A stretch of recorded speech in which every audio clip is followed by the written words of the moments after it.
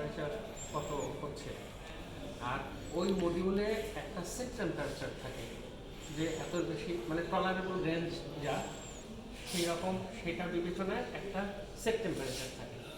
তো আমরা তো ওই রিয়েল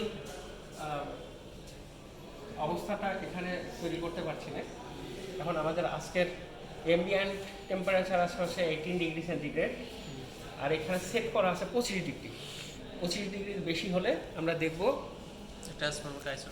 আইসোলেট করা যাবে। এই যে এর উপরে যদি ধরি আমরা দেখতে পাবো যে ওইখানে টেম্পারেচার বাড়ছে। ধরেন, আচ্ছা দাঁড়ান, আমরা তো দেখছি টেম্পারেচার কমছে, তাই না?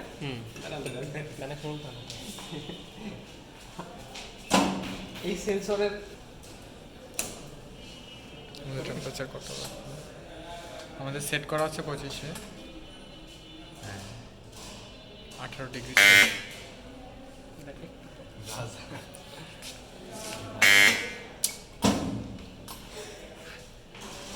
এটা কি সিগন্যাল দিচ্ছে স্যার? ঠিকঠাক কাজ করছে না। এই যে এখানে এখানে লুজ পাচ্ছে, এই যে হ্যাঁ এখানে লুজ পাচ্ছে।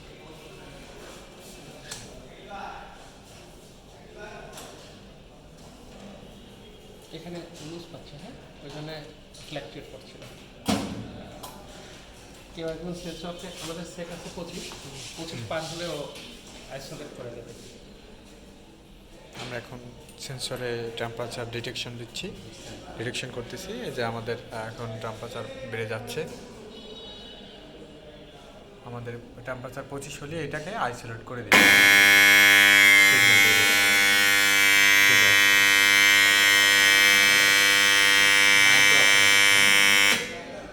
হ্যাঁ স্যার এখন কানেকশনটা আবার দেখেন।